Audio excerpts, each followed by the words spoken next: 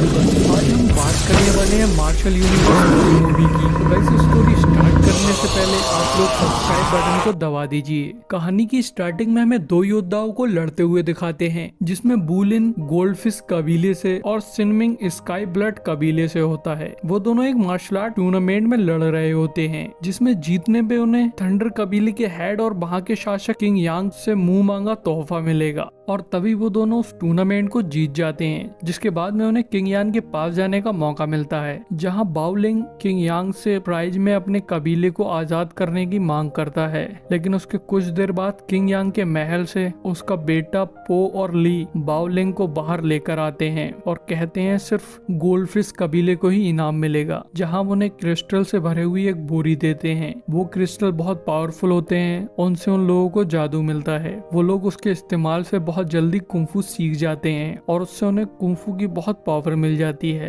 तो इधर महल से सिर्फ बाओलिंग वापस आया होता है, इसलिए स्काई कबीले के लोग उनके योद्धा मिंग के बारे में पूछते हैं। तो पो और ली बताते हैं कि अंदर इन दोनों के बीच में मुकाबला हुआ था, जिसमें बाओलिंग जीत गया, इसीलिए उन्हें इनाम मिल रहा है। और इसके बाद में वो दोनों वहाँ से चले जाते हैं। इधर स्काई कबीले वाले बाओ को धोखेबाज कहते हैं, क्योंकि इससे पहले वो दोनों लोग मिलकर लड़ रहे थे। जिसके बाद हमें कई साल बाद का सीन दिखाते हैं, जहां बाओ इतनी सालों से कोमा में होता है, लेकिन अब वो कोमा से बाहर आ जाता है। तो उसकी बेटी लिंग फेंग अपने भाई लिंग डोंग को बुलाने जाती है, जहां रास्ते में उसकी टक्कर थंडर कबीले के पो से हो जाती है। वैसे तो वो लोग बहुत बुरे होते हैं, लेकिन पो फेंग से कुछ नहीं कहता है और फेंग लिंग डोंग को बुला के ले आती है। वो दोनों देखते हैं कबीले के लोगों ने उनके पिता को पकड़ लिया होता है, जिसमें डोंग के अंकल भी होते हैं। वो लोग बाओ से कह रहे होते हैं कि तुमने उस रात ऐसा क्या किया था जिससे हमें आजादी नहीं मिली, सिर्फ जरा से क्रिस्टल ही मिले थे। तो डोंग कहता है अभी वो सही से होश में नहीं आ पाए हैं और आप उन्हें इस तरह से परेशान कर रहे हैं, उन्हें छोड़ दीजिए। लेकिन वो लोग उसकी बात को नहीं मानते हैं। तभी वहाँ पर डोंग के ग्रैंडफादर और उस कबीले के हेड आ जाते हैं।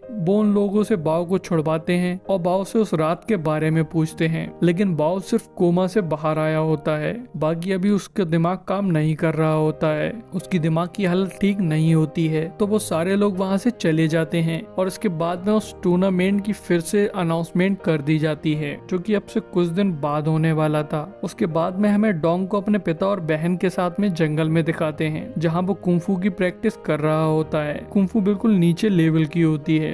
और तभी हमें असैसिन कबीले के गोइंग नाम के आदमी को दिखाते हैं, जो कि अपनी एक स्टूडेंट सैंग से ड्रैगन स्टोन ढूंढने को कहता है। वो ड्रैगन स्टोन डोंग के ही शहर में होता है। तो सैंग एक लोकेटर के थ्रू उसको ढूंढने चली जाती है। तभी हमें फिर से डोंग को दिखाते हैं, जहाँ उसके पास में वू युन आता है। वो मिंग का बेटा होता है और वो अपने पिता का बदला लेने आया होता है। तो डोंग फेंग से पिता को ले जाने को कहता है और वू युन की कुंफू काफी अच्छे लेवल की होती है, इसलिए डोंग उससे नहीं लड़ता है। वो उसे अपने पीछे भगाता हुआ शहर के अंदर ले जाता है, जहाँ डोंग की टक्कर थंडर क्लैन के ली से हो जाती है, जो कि बहुत पावरफुल होता है। उस शहर में किंग यान के बाद उसका बेटा ली सबसे पावरफुल होता है। उसकी कुंफू से वो बहुत स्पीड से भाग सकता है। वो फ्लैश की तरह सुपर फास्ट होता है। तो वो डोंग को मारने लगता है, लेकिन तभी वहाँ पर वू युन आ जाता है और वो उससे कहता है ये मेरा शिकार है, इसे मैं मारूंगा। तो ली बहुत स्पीड से उनके पीछे जाकर उन्हें गिरा देता है और फिर उन दोनों को आपस में लड़ने को कहता है, लेकिन डोंग उससे नहीं लड़ता है। वो लोग एक पहाड़ की चोटी पर होते हैं, जहाँ पे डोंग कूद जाता है। जिसके बाद हमें अगले सीन में गोइंग को दिखाते हैं, जो कि किंग यांग से मिलने आया होता है। गोइंग ही किंग यांग से उसके वो पत्थर खरीदता है और तभी हमें फेंग को दिखाते हैं, जो कि वू युन को अपने भाई की मौत का जिम्मेदार मांगती है। और वो लोग उसकी लाश को ढूंढने के लिए पहाड़ की चोटी के नीचे जाते हैं, जहाँ पर सेंग भी ड्रैगन स्टोन को ढूंढते हुए पहुंच जाती है। और तभी हमें डोंग को दिखाते हैं, जो कि पहाड़ी से कूदने पर पानी में गिरा था और वहीं पानी में ड्रैगन स्टोन भी था, जो कि अब उसकी बॉडी में चला गया होता है और उसके हाथ पर उससे एक निशान बन जाता है, जिससे वो अचानक से 9th लेवल का कुंफू योद्धा बन जाता है। फिर शेंग अपने मास्टर को ये बात बताती है और कहती है कि हम उसे मारकर उसकी बॉडी से ड्रैगन स्टोन को निकाल लें। तो गोइंग बताता है वो ऐसा नहीं कर सकते हैं। जब तक डोंग ड्रैगन स्टोन को खुद ही अपनी बॉडी से बाहर नहीं निकालेगा, तब तक ड्रैगन स्टोन बाहर नहीं आ सकता है। उसके बाद में हमें फेंग को दिखाते हैं, जो कि वू युन पे गुस्सा हो रही होती है, जिससे उसकी पूरी बॉडी ठंडी पड़ने लगती है और उसके आसपास भी ठंड बढ़ जाती है। लेकिन तभी वहाँ पर डोंग आ जाता है और वो अपनी बहन को संभाल लेता है। जिसके बाद अगले सुबह वो लोग अपने कबीले में जाते हैं, जहाँ ये बात चल रही रही होती है कि इस बार टूर्नामेंट में उनके कबीले से पार्ट कौन लेगा। तो उस टूर्नामेंट में डोंग के अंकल लड़ने को कह रहे होते हैं, लेकिन तभी वहां पर डोंग पहुंच जाता है और वो अपने कुंफू का एक नमूना दिखाता है, जिससे डोंग के अंकल की हालत खराब हो जाती है। तो उसके ग्रैंडफादर उसी से टूर्नामेंट लड़ने को कहते हैं। हालांकि वो किसी को भी अपने हाथ के निशान के बारे में नहीं बताता है। और तभी हमें ली और पोगो दिखाते हैं, जहां उन्हें डोंग के बारे में पता लग गया होता है। लेकिन ली कह रहा होता है कि उसके पिता किंग यांग के अलावा उसे कोई भी नहीं हरा सकता है।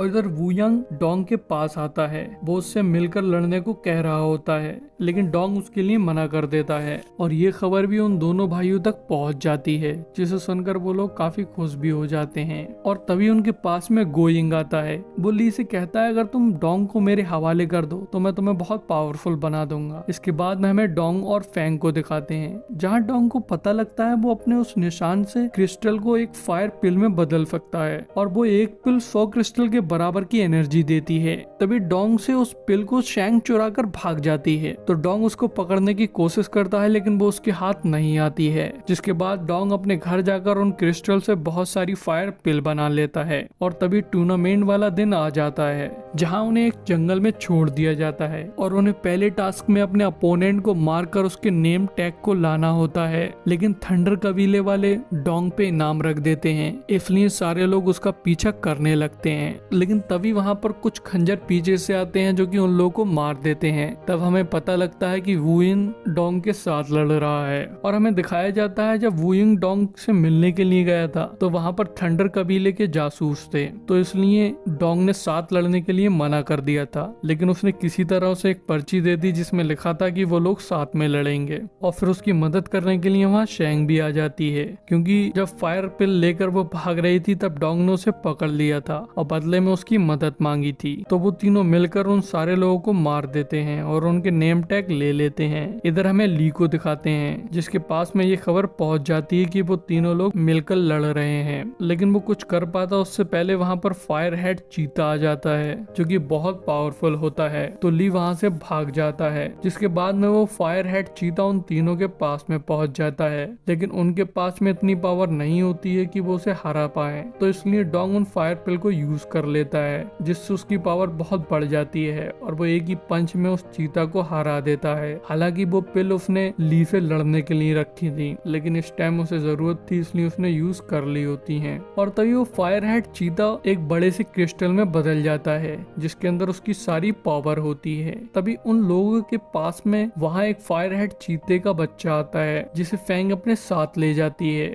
और वो तीनों टूर्नामेंट के मैदान में आ जाते हैं। लेकिन डोंग फायर हेड चीता को मारने की वजह से कमजोर हो गया होता है, उसमें उसकी सारी एनर्जी खत्म हो गई होती है। तो इसलिए वुयुन और फैंग ली से लड़ने लगते हैं, लेकिन वो उन दोनों पे भारी पड़ रहा होता है। वो दरअसल में उन दोनों से बहुत पावरफुल होता है, तो इसलिए डोंग हवा में उड़ता है और एक टेक्निक का इस्तेमाल कर ली को घायल कर देता है। तभी फैंग उनके साथ गद्दारी कर देती है और मैदान भी छोड़ देती है, जिसके बाद डोंग वुयुन के लात मारकर मैदान से उतार देता है। जिसके बाद वो ली को बंदी बनाकर राजा के पास में ले जाता है और कहता है, मेरे कबीले को आजाद कर दो और ये बताओ कि तुम लोगों ने मेरे पिता के साथ क्या किया था। जहाँ वो खड़ा होता है उसके नीचे एक मेटल सर्कल होता है, तो वहाँ पर अचानक से वो एकदम कमजोर पड़ जाता है और उसकी पावर उस सर्कल के अंदर एब्जॉर्ब होने लगती है और एब्जॉर्ब होकर राजा के पास जा रही होती है। जिसके बाद में हमें एक फ्लैशबैक दिखाया जाता है, जिसमें डोंग के पिता और वुयुन के पिता दोनों वहीं खड़े थे और राजा ने उनके साथ भी ऐसा ही किया था, जिसमें वुयुन के पिता मिंग वहीं मर गए। लेकिन डोंग के पिता बाओ काफी पावरफुल थे, इसलिए उनकी जान बच गई थी, लेकिन वो कोमा में चले गए थे। अब वो ये सारी बात डोंग को बता देते हैं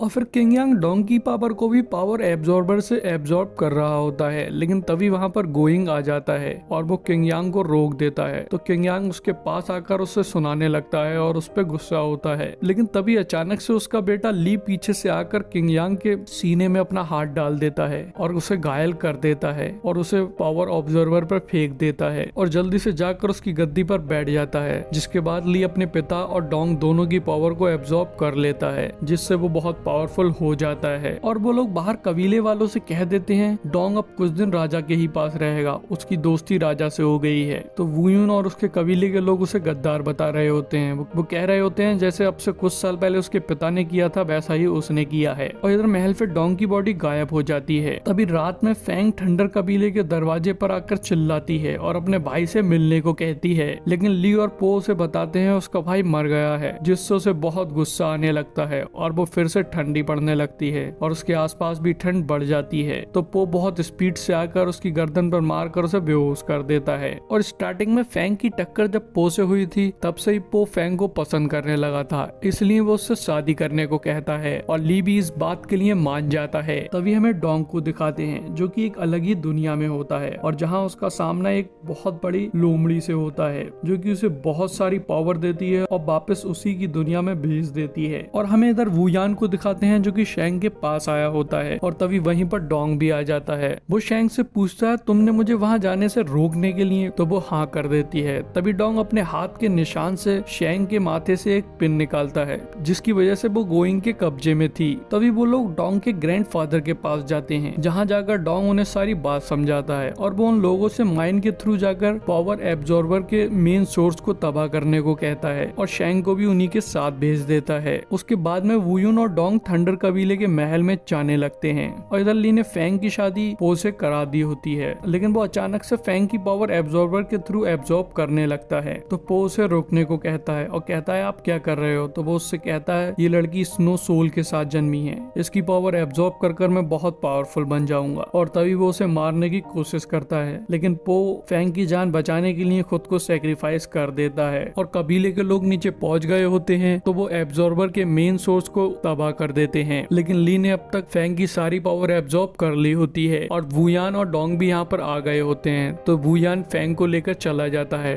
डोंग और ली दोनों महल के नीचे चले जाते हैं। माइन में उन दोनों की फाइट होने लगती है जिसमें ली के पास में अनलिमिटेड पावर थी, लेकिन डोंग के पास भी अच्छी खासी पावर होती है। उसके पास में गोरिल्ला की पावर होती है जिससे वो ली को कमजोर कर देता है और फिर उसके महल में ले जाकर एक चित्रलिपि टेक्निक के थ्रू से मार देता है। जिसके बाद में शेंग अपने शहर नागापुरम जाने लगती है। नागापुरम वापस जाने लगती है क्योंकि उसके शहर में भी कुछ प्रॉब्लम थी। और तभी हमें गोइंग को दिखाते हैं जो कि नागापुरम में अपने सरदार से बात कर रहा होता है। उसको ही डोंग का ड्रैगन स्टोन चाहिए होता है। और गाइस इसके आगे की कहानी आपको इसके सेकंड पार्ट में जानने को मिलेगी जिसका लिंक डिस्क्रिप्शन में दे रखा है। और गाइस उस वीडियो पे जाने से पहले चैनल को सब्सक्राइब जरूर कर दें।